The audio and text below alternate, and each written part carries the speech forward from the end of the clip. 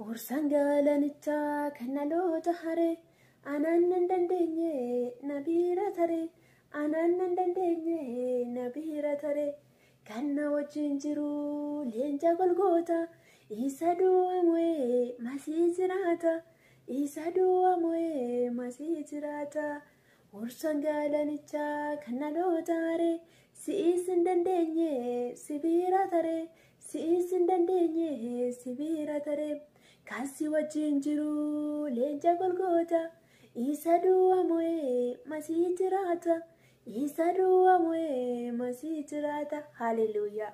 Nagaaniif gaarummaa Waaqayyoo isiniif haa baay'atu. Kabajamoo jaallatamu obboloota koo akkam jirtu akkam yeroo kana geessan gooftaan ulfaatu ani obboleettiin keessan baay'ee nagaa godha. Inni hundumaa nagaa godhe gooftaan maqaan isaa ulfaatu Kiristoos nagaa keenya jedhamee caafameera. Nagaan kun nagaan keessan Kiristoosidha. Isaan irraafnee kunoo guyyaa kana geenyeerraa tokko lama jedhee nu lakkoofsisee inni nu xumursiise maqaa Waaqayyo bara baraan haa jajamu. Yesuus gooftaadha. Hallelujah. Egaa obboloota koo faarfannaa nama faarfate obboleettii keenya faarfattu obsee qixxaalatu nu faarfate Waaqayyo ishee haa eebbisu faarfannaa ergaa guddaa of keessaa qabudha. Ayyaanni siifaa baay'eetu sin jechuun jaalladha obboleettii koo asumaanii maqaan gooftaa keenya bara baraan haa jajamu. Egaa obboloota koo bara 2013 nu keessa miti jechuudha. Ijoolluma xixiqqoo waggaa 3 waggaa 4 keessa iyyuu barri kun bara hin irraanfatamne bara hin dagatamne jechuudha. Barri kun marartee baay'ee ogeessa baay'ee beekaa baay'ee kan dhaloonni mararsiifatan kan jaallatan kan ijarra godhatan waan baay'ee Waaqayyo barri kun isaan harkaa fuudheera jechuudha. Kun immoo Waaqayyo ulfina ta'eera. Dhalootanis fayyina ta'eera. Badii miti as keessa fayyina guddaa ta'e obboloota koo. Waaqolii tolfamoo baay'ee iddoo dhabe. Baay'eetu gara Waaqayyootti deebi'e. Baay'eetu gara yaada garaa geeddarate. Waaqayyo waan godhu hundumaayyuu nama balleessuudhaaf nama miidhuudhaaf hin godhu. Waaqayyo akka nuti jiraannuuf akka nuti oolluuf malee akka nuti bannuuf Waaqayyo bira wanti hamaan hin jiru jedhamee caafameera. Waaqayyo bira hamaan hin jiru jechuudha. Waaqayyo soo lafaaf samii kana galabbateeyyuu Waaqayyo hamaadha jechuu hin dandeenyu. Inni beekaadha, inni gaariidha. Maqaan Waaqayyo eebbifamu. Egaa Waaqayyo gooftaan immoo anaaf isin oolchee nama guyyaarraa nu godheera. Kunoo xumurreerra arrii guyyaa xumuraati. Bara 2013 qaagumee 5 qaammenis keessa dhumateera. Egaa boru guyyaa haaraatti dabarra. Gooftaa maqaan isaa ulfaatu bara haaraatti dabarra. Waaqayyo immoo bara kana keessatti dhugaadhuma dhaloota kana hin yaadata. Waaqayyo ilmaan namaatiif hin gadda. Ilmaan namaa hin mararsiifata. Sababbiin isaa gatii guddaa nutti baase. Nuti gatii malee fudhanne. Gatii oduutti hin baasin fudhanne. Qarshii tokko sotti hin baasin dadhabbii tokko sotti hin baasin fudhanne. Garuu nuuf dadhabbiidhaan argamne immoo gatiidhaan argamne immoo gatii malee yoo fudhanneeyyuu gatii malee hin argamne.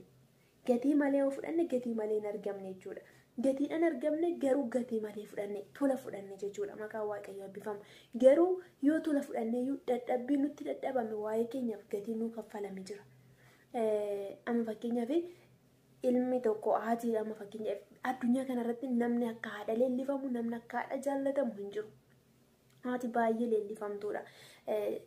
Dhiiraaf dubartii keessatti sammuu dhalaa fi dhiiraa keessatti haati baay'eetti kan leellifamtuudhas kan baay'eetti iddoo guddaa qabduudhas.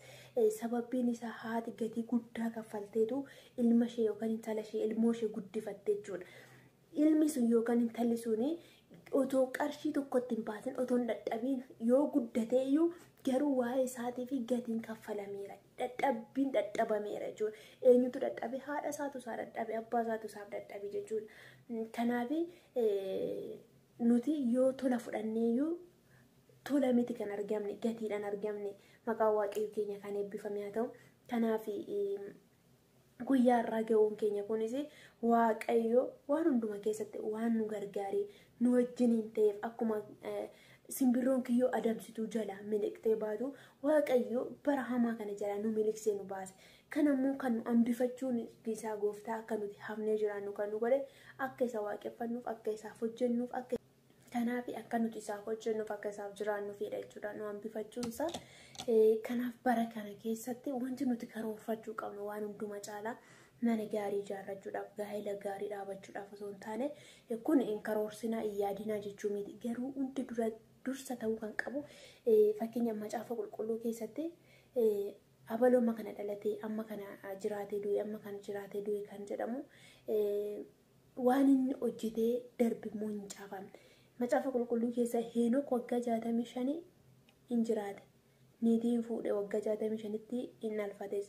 Yeroo waggaa 300 immoo Waaqayyoof jiraate. Walumaan qabate waggaa 365 jiraate jechuudha. Kanaaf bara kana booda bara 2014 kana jalii qabee ani Waaqayyoof jiraachuu danda'uu qaba jennee murteessuu qabna. Hanga har'aatti albaadhummaatti gadhiisitti jiraachuu dandeenya. Of qabuu dadhabuudhaan akka fedha keenyatti jiraachuu dandeenya. Kana booda garuu Waaqayyoof jiraachuu qaba. Kaayyoo uumamneef sanaaf jiraachuu danda'uu qabna. Callifnee bara lakkoofsisuun guyyaa lakkoofsisuun obboloota koo bu'a qabeessota nun godhu. Maqaa Waaqayyoo eebbifamu. Kanaaf bara 2013, bara 2012, bara 2011, bara 2010 amma fakkeenyaaf umurii 20 oduu umurii 30 ta'e waggoota kana akkasumatti fixuu danda'a jechuudha. Garuu waggoonni koo kanaafaan fuula koo dura kan jiran ani hin beeku. Waaqayyo yoo na eebbisee umurii dheeranaaf laate waggoota kanaan booda jiranii Waaqayyoof jiraachuu danda'uu qaba. Kaayyoon uumameef Waaqayyo akkan isa waaqessuuf eegana uume isaaf jiraachuu danda'uu qaba jenneetu murteeffachuu qabna jechuudha. Maqaan Waaqayyoo eebbifamu.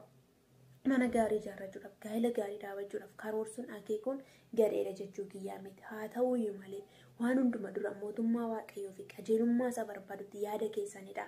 Kanaan booda wanti isin barbaachisu hundinuu isiniitiin kennama waan jedhuuf sagalee Waaqayyoo waan hunduma dura Waaqayyoof jiraachuu yoo barre wanti nu barbaachisu hundinuu nuuf hin kennamu. Sababbiin isaa obboloota koo Waaqayyo koo haala mijataa irratti nama uume.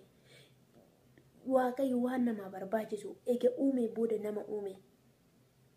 Wanti lafa kanarratti arginu eega uumame booda Waaqayyo kan nama uume. Booda uumetu hangafa nu godhe, mataa nu godhe, akka nuti binnuuf, akka nuti bulchinuuf Waaqayyo nama hangafa godhe uume obboloota koo. Dhuma uume garuu hangafa godhe. Akkuma Yaaqoob quxisuu Esaawuu ture. Garuu Waaqayyo Esaawuun akka Yaaqoob bitamu godhe. Kun immoo filannoo Waaqayyooti. Maqaan Gooftaa eebbifamu. Kanaaf Waaqayyo amma kana goote jechuu hin dandeenyu. Waaqayyo gaariidha. Maqaan Gooftaa keenyaa eebbifamu. Kanaaf barri 2014 bara kaleessa cubbuutti oduu keessa bahuu dadhabbiirraan kan ka'e, sinfinnaarraan kan ka'e, sossobamuurraan kan ka'e, guyyoomfamuurraan kan ka'e, nutti fakkaachuurraan kan ka'e akkasumatti jiraachuu dandeenya. Afuu Waaqayyoon gammachiisuu osoo barbaannu Waaqayyoon otoo hin gammachiisin jiraannee irra ta'a. Yookaan waanuma Waaqayyootu yaaduu dhiisuu dandeenya hin beeknu. Garuu jechuudha bara 2014 kana keessatti bakka nu ga'e jennee harka keenya dhiqannee keessa bahuu danda'uu qabna. Murteeffachuu qabna. Gaafa nuti murteessinu Waaqayyo nu gargaara.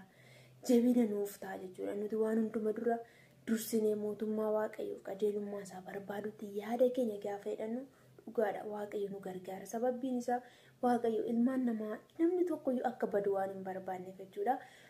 Maqaan Waaqayyoo eebbifamanii dhalatanii Waaqayyo nu haa oolchu.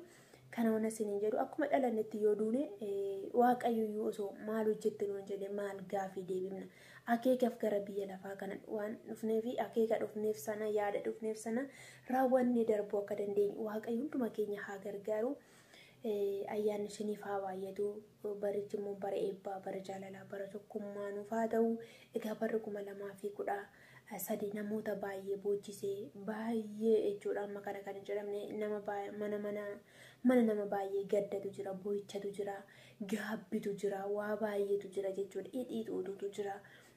Kanaaf Waaqayyo Gooftaan waan hundumaa irratti beekaa fi gaariidha waan ta'eef bara 2014 immoo bara gammachuu, bara jaalalaa, bara tokkummaa, bara itti Waaqayyo kun ani wanta haaraa nan godha inni sammaas bahutti jedhe isin argitanii isa darbee yaadina itti isin qabamina waan jedhuuf inni waan haaraa godhu Waaqayyo waan haaraa godhe dhaloota kana gaddarraa haa jajjabeessu. Bara jajjabinaa nuuf haa ta'u. Waan warri dhaban kan argatan, warri dhukkubsatan kan fayyan, kan hidhaman, kan hiikaman, kan gaddan gadda isaanii irraa kan jajjabaatan, madaan dhaloota baay'ee bara itti fayyu, bara Waaqayyo mana namoota baay'ee seenee dhukkubatti, rakkinatti, gidiraatti isaan fayyisu Waaqayyo nuuf haa ta'u. Waaqayyo biyya keenyaaf gidduu maatii keenyaaf ofii jireenya keenyaaf waaqayyo gidduu nuuf haa galu. Waaqayyo gaafa dhimma keenya keessa galu hundinuu nagaa ta'a. Waaqayyo sinaa eebbisu, ayyaana isaa siniif haa baay'isu. Barichi bara waaqayyo itti nu yaadatu nuuf haa ta'u. Biyya keenyaaf addunyaa kanaaf waaqayyo bara nagaa haa godhu sinin jechuun jaaladhaa. Gooftaan sinaa eebbisu.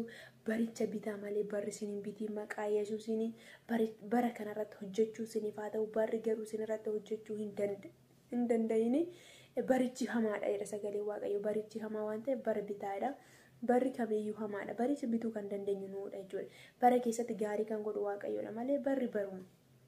Kanaaf barri nuti itti deemnu immoo bara dhumaa waan ta'eef jaalalli xinnaachaa hirrachaa nama baay'ee keessa qorraa waan deemuuf bakka jaalalli hin jirre immoo rakkisaa akka ta'e hundumti keenya hin beekna. Garuu nuti baricha bituu baricha irratti hojjechuu dandeenyan baricha harka keenya keessa galeera taanaan nagaan jaalalli tokkummaan hin bu'a jechuudha. Gooftaan isin haa eebbisu, ayyaana isiniif haa baay'isu, sinan jaaladha, sinan kabajaa. Fayyaanaa ta'a, share, subscribe akka gootanii jaalalaan immoo sinanaaf feera. Gooftaan isin haa eebbisu obboloota koo.